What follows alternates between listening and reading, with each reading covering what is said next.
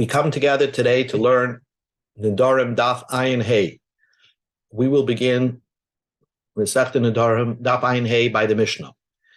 Our Mishnah discusses whether a man can pre-confirm or pre-nullify his wife's Nedarim. In other words, she did not yet make the neder, and he says, prior to anything, I want to confirm or nullify your neder. So let's see what the story is in the Mishnah.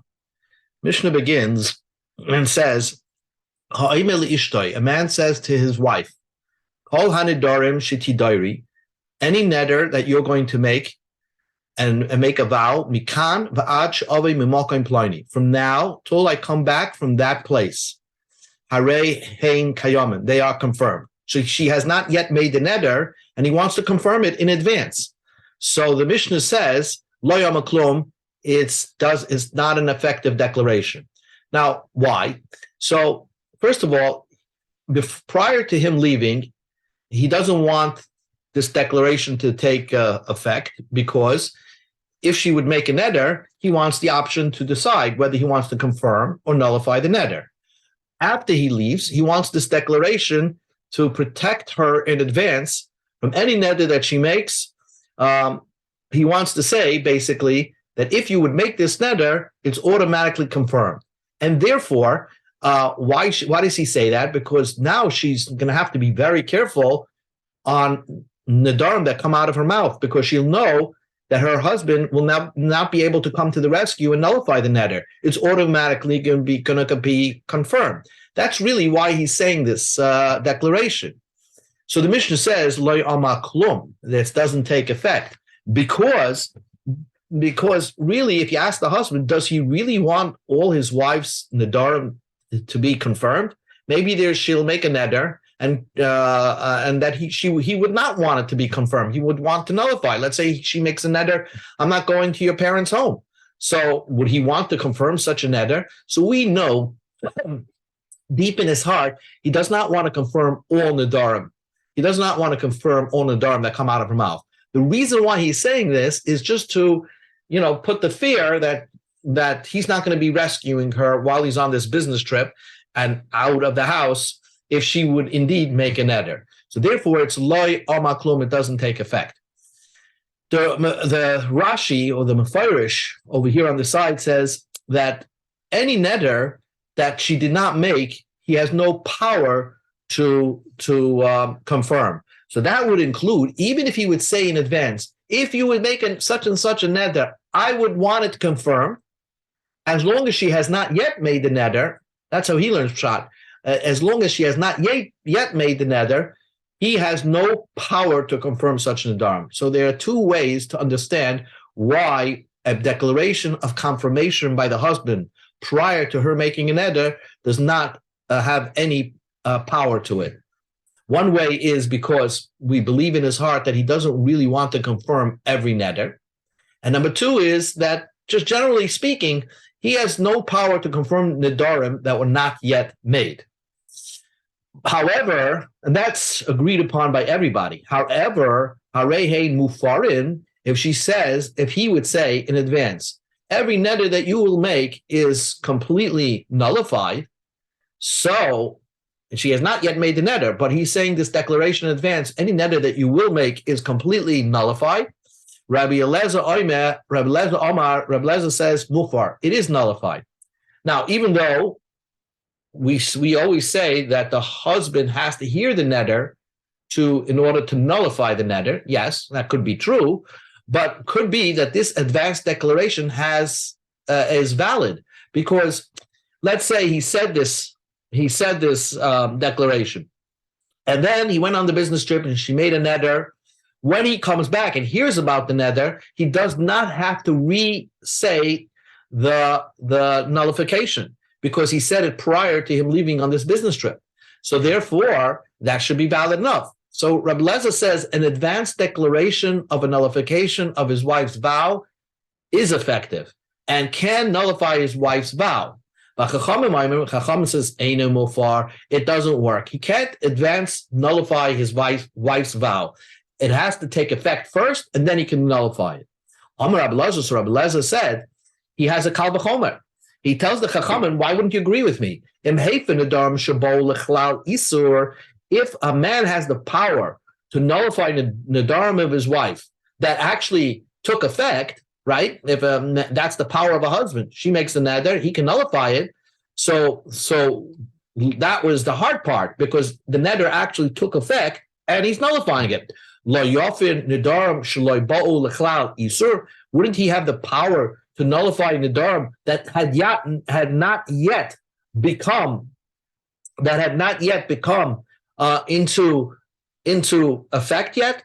That means the prior declaration would automatically invalidate any neder that she will make. Certainly he should have the power. If he has the power to nullify a neder that took effect already, he should have the power to re-nullify a neder so that it does not take effect. That should be easier. Amrullah, so the Chacham says, you're right, that this should be a good kal v'chomer, but harehu oimer, but the pasuk says, isha yikimenu, a husband has to confirm a neder, v'isha yiferenu, and a husband has the right to nullify neder. Es shabal l'chlal hekem, a neder that can be confirmed, that a neder that was actually made, and the husband can reconfirm that neder, ba'ul l'chlal hefer. Then he has the choice to nullify such a neder. But if he does not have the power to confirm a neder that she did not yet make, so he has no power to confirm such a neder, then he has no power to nullify such a neder. And therefore the Chacham says, yes, in theory, your kal v'chomer makes sense, but the pasuk says that, pasuk seems to imply, according to Chachamim, that the husband has no power to nullify a neder only if she actually made the neder. But if she didn't make the neder, he has no power to nullify such a neder. So now the Gemara begins. The Gemara just examines Rabbi Elazar's opinion. Rabbi Elazar said that a pre-declaration of the husband to nullify all the nedarim is effective. That's what the Chachamim said. That's what Rabbi Elazar said. The Chachamim disagree, but Rabbi Elazar says it's nullified. The Gemara wants to understand, what does that pre-declaration do according to Rabbi Elazar? Ibayluhu, I'm going to ask you a question to understand Rabbi Elazar's opinion. Rabbi Elazar, Meichel Cholin Ubatlan, does Rabbi Elazar mean it takes effect for a moment and then it's nullified? So it's the nullification occurs right after it takes effect, the declaration kicks in and nullifies the neder. Oidilma, or will you say not so? Loi Cholin Klal, it doesn't take effect at all. So it doesn't take effect at all. So the Gemara says, so that means it never even started off as a neder. Right away, it was nullified from the get-go. So the Gemara says, Lamai nafkamina. What would be a difference? What would be a practical difference to understand the theory of how Rabbi Elazar works? At the end of the day, it's a nullified neder. So the Gemara says, a fantastic, we go to Amud Beis, Ayin Hey Amud Beis, a fantastic difference. Kegoin, for example, the apis achrina b'hadein nidra. Somebody else latched himself on to this neder. For example, the woman said that I want to be a nazir. And at that moment, somebody says, I want to be like her. Now, this woman had her husband pre-declare that all her nedarims that she will make will be nullified. So what does that mean? Is it nullified and that never took effect? Or it took effect and was right afterwards nullified? If you're going to say cholin, it took effect, but then it got nullified because of the declaration of the husband. Havim tfisusa. This person who heard her neder and said, I want to be like her, his neder takes effect. Because the moment that she was a nazir and he said, I want to be like you, va'ani, so that means he took effect. He's latching himself on to an effective neder of naziris. So he also becomes a nazir. Because she, at that moment, for a moment, she was a nazir. And then it became nullified. So then it would take effect. But if you would say this pre-declaration by the husband nullifies any naziris from taking effect in the first place, it has no substance. It never took effect. So therefore, when he said ba'ani, the person who heard this woman say, I want to be a nazir, and he said, I also, he's latching himself on to nothing of substance. She was not a nazir even for a moment. So what is the understanding of Rabbi Elazar? Again, is the understanding of Rabbi Elazar is that the declaration of the husband actually works like this, that her neder takes effect for a moment and 2 seconds later it becomes nullified, or the power of the husband is so strong that it doesn't even take effect at all. So Tashma, the Gemara says, I will come in here and bring you a proof that it never took effect at all. Because in our Mishnah it says, Omer Rabbi Eliezer, Rabbi Eliezer says, I have a kal v'chomer. I have a kal v'chomer that the pre-declaration should work. Im heifen nedarim shabo l'chlal iser, if a person can nullify vows that already took effect, if a husband could nullify his wife's vows after it took effect for hours, right? If she made it a neder in the morning, hours later when he hears about it and says, oh, I want to nullify, it works. So if he can do that, if a husband has the power to do that, shouldn't he have the power to nullify vows that never came to effect? So that's what he's trying to say, that the pre-declaration should work. So the language seems to indicate that Rabbi Eliezer opinion is that this pre-declaration of the husband nullifying her nedarim takes effect, that her neder doesn't even take effect for a moment. It right away is nullified. Shmamina, from here we see a proof, it doesn't take effect at all. Her nedarim doesn't take effect at all. So that should be a good proof. That's the Gemara's proof.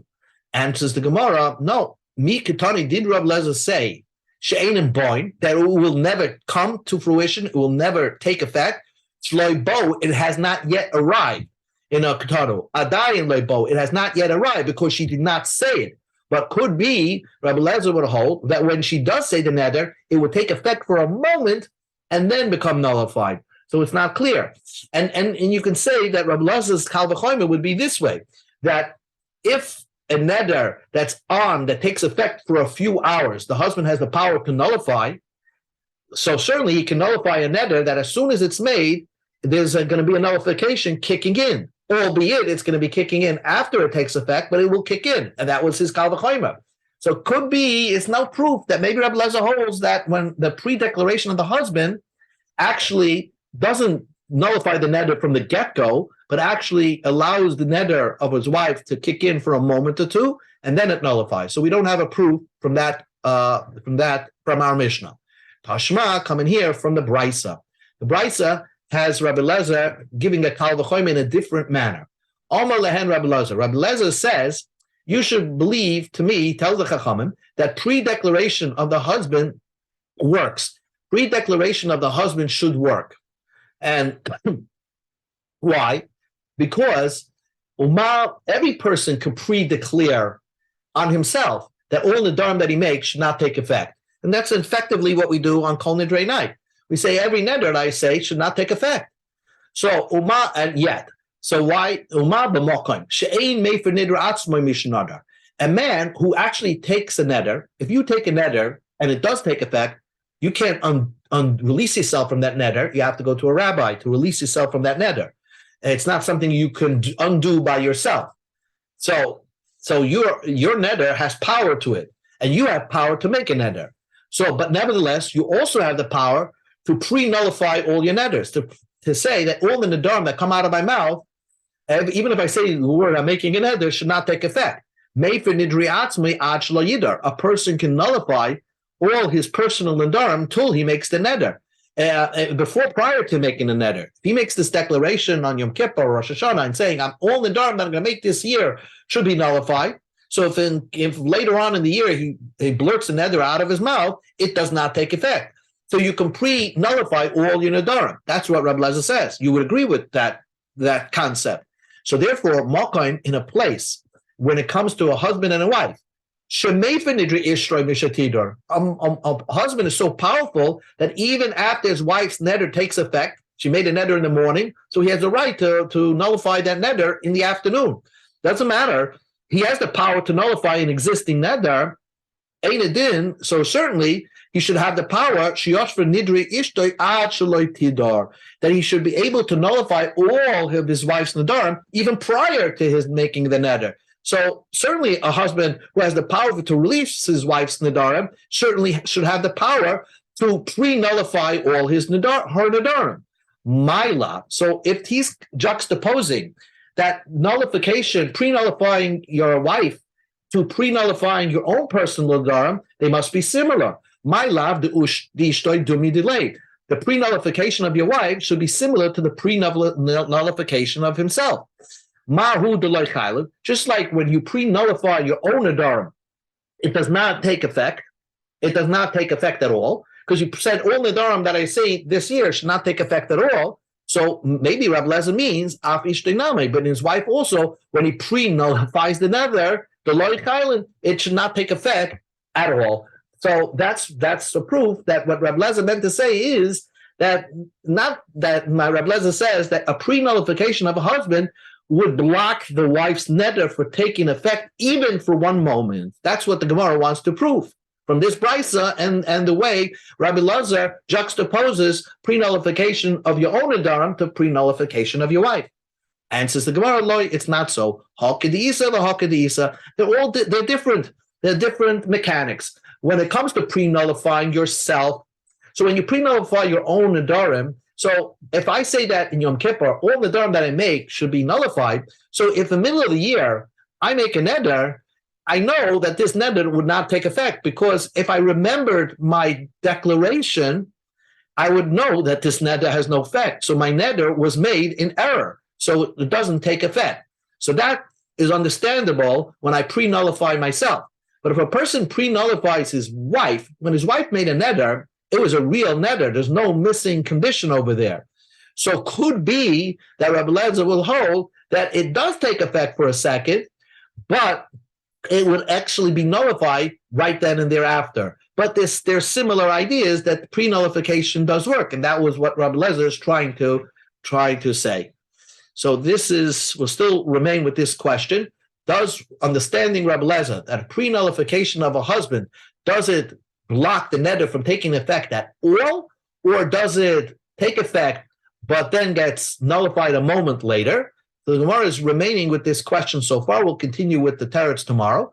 But the difference in halacha, what's the difference is if a woman who was pre-nullified by her husband makes a neder of a nazir, and then somebody else says, I want to be like her. If you say that the neder was never taken effect, then that person is not a nazir, because her neder was not effective. So when he latched on to a neder that never took effect. But if you learn that it did take effect for a moment and then got nullified, so when he latched on and said, I want to be like this lady as a nazir, so then he latched on to a good neder. So that person would have to keep his nazir. So we're still in the middle of this question of understanding Rabbi Lezer's opinion, and we'll continue Be'ez Hashem tomorrow.